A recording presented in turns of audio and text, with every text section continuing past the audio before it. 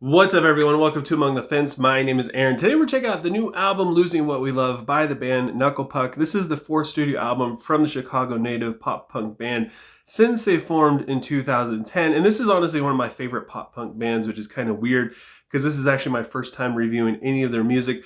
Their debut album, Copacetic, was released in 2015, and honestly, it's one of the best things that I've ever heard to this day. And their next two releases, Shapeshifter in 2020, have a little bit less energy, just a little bit less oomph, but they're still really well written and they're catchy as heck. And their sound has also become a little bit more polished, which is to be expected as time goes on. But they still kind of hold on to that rawness a little bit throughout all the releases. And the singles for Losing What We Love definitely caught my interest, as it sounds like they brought back that energy that I felt like was missing from the past two releases. It's kind of hard to explain. I feel like they bring a certain amount of power to their overall sound. I think that has a lot to do with just the energy, and I mean, I guess the production has a little bit to do with it too, but I just feel like it was a little bit more present. The single, The Tower, being the best representation of this, is it has a pretty bouncy beat with every line in the verse being super catchy.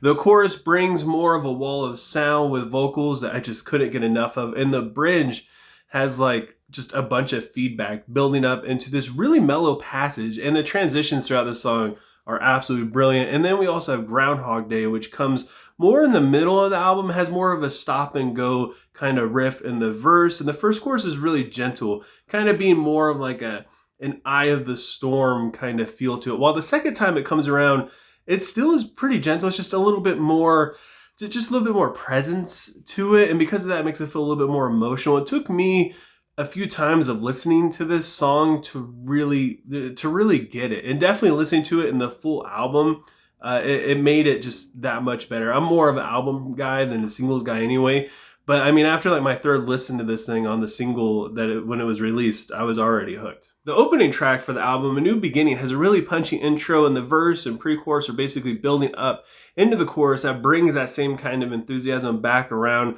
The drums and chiming guitar sound fantastic. I gotta say, I even enjoyed the guitar solo and just how simple it was. And I just love just overall instrumentation throughout this entire thing. It sounded so good. And then we have the song October, where this might be my least favorite song on this album, which is going to sound weird because I have a feeling it's going to be a fan favorite because it has more of a traditional pop punk vibe to it, and it slowly gains traction as it finds its way to the chorus, and the guitar tone in the post-chorus is absolutely beautiful. I don't know, this one, it just felt, there's definitely no fillers on this album, but if there was, this one would probably be the closest to it for me. And then we have a song like You and I, where normally I would dislike it when a song starts out really strong, has a lot of momentum in the intro, and they absolutely kill it as it goes into the verse. But it's just so well done in this song, and it gives it more of a modern pop punk vibe, which mixes really well with the vocals and lyrics, which seem to be about someone who basically played vocalist Joe Taylor just so they could get some clout. And then we have this song, Losing What We Love, which is, of course, the title track. Has a really nice duet between Joe and rhythm guitarist Nick.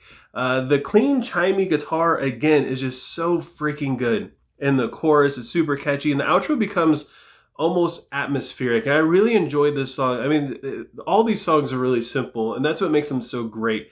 It's just, they're just so well written. It's just the composition throughout the entire thing is fantastic. And to me, the drums stuck out the most in this one. Act Accordingly has a really busy verse, with the drums being the driving force throughout it, and the chorus has a melody that feels really nostalgic, as does the hook. Verse 2 has this really unique vocal performance. It makes it feel kind of personal, almost like he's talking directly at you. The post-chorus gets a little aggressive, and the groove in the bridge is absolutely addicting. And then we have the song Out of Touch, which is relatable, dealing with a couple that are basically growing out of touch. The verse goes into details of this relationship, while the chorus seems to face reality, and there just isn't really any big moment throughout this song, which is kind of cool because the first couple times I listened to it, it just kind of passed by, but it gives it more of like a melancholy atmosphere, almost like a kind of take it or leave it kind of feel, which is kind of cool because that's kind of what happens when a couple starts falling out of touch. Worlds Apart continues the story and I guess the overall sound from the song Out of Touch. The chorus is quite a bit more intenso with really clever metaphors. There's kind of like a mini drum solo. I mean, I guess it's just an instrumental, but the drums seem to be like the main part of it going into the bridge, and the mix on this thing just sounds absolutely fantastic. And then we have one of my favorite songs on this album, which is Better Love. I like that the vocals sit in the back of the mix. It just sounds like a little bit more than the rest of the songs. And even in the chorus, like the lead guitar and the drums seem to be more of the focal point than the vocals, which is kind of cool because the vocals are still really catching. They have a really good hook, and I dig it quite a bit. It becomes a little repetitive, I gotta admit, after a while, but the bridge helps break it up, and just, I can't get over the mix. It gives it kind of like a post feel to it, and to me, this song just sticks out from the rest of the album because of that. And then we have the closing track titled Fool, which has, I don't know, to me it has kind of like a Foo Fighters kind of sound to it, specifically in the vocals. It's definitely the slowest song on the album, but I wouldn't call it a slow song. The post-chorus solo is pretty unique. I enjoyed it quite a bit. It definitely separates itself from all the other songs in this sense, and it sums up the record really well, basically asking himself if this person is worth his time, if they're worth dying for, if they're worth basically his well-being, trying to fight to be with them. And I really enjoy it because it's almost like he's going through, he's like making a list of all these things throughout the entire album. And then by the time he gets to this last song, he's basically sitting there pondering all the check marks and all the little notes he's done throughout it. I love this album and the fact that there's no dull moments throughout it. It just kind of rides the high that the intro song brings all the way through. And every song, to me, brings something new, even if it's just, you know, mixed a little bit differently. The guitar tones are absolutely beautiful. And even though they aren't like super complicated riffs or anything like that, they're still pretty inspiring. And as a guitar player, it makes me want to pick up my guitar and learn a couple of these little jams. Same for the drum work and the vocals, which all sound perfect.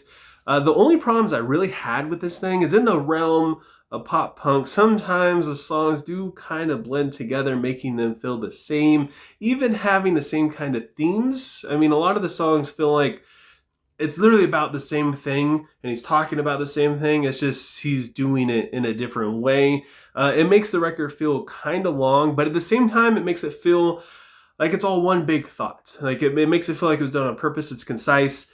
It feels like it has a theme all the way throughout it, even if it does feel like he's kind of repeating himself, like different arguments, just at different times of the day in that kind of sense. So I can't really complain about it too much because I still enjoyed it. Some songs did feel a little empty after more listens, specifically the song October. Again, I know people are really going to dislike that opinion, but for some reason, I don't know, the first time I listened to it, I wasn't that excited, and it just got worse and worse as it went on. But with all that said, I gotta give Losing What We Love by Knuckle Puck a 7 out of 10. But I want to know what you guys think. If you've listened to Losing What We Love, leave a comment below letting me know what you thought of it, what you would rate it, what your favorite song is. If you haven't listened to it yet, give a couple of these songs a listen and let me know what you thought. And if you enjoyed this video, you want to continue to see more and you want to help me out, please don't forget to give this video a like. It helps keep me in your recommended section. It shows YouTube that you enjoyed my video enough to interact with it in some kind of way. So it helps out with the algorithm, and it'll keep YouTube showing my new stuff to you. And besides, if you enjoyed this, you might as well look forward to some new stuff as well. And if you want to help support me and my channel, don't forget to subscribe and ring the bell icon. Doing any of that stuff just helps me out tremendously, and I appreciate it more than you could ever imagine. I appreciate you guys more than you could ever imagine. And I hope you guys have a good rest of your day or night whenever you happen to be watching this. And I will talk to you guys next time.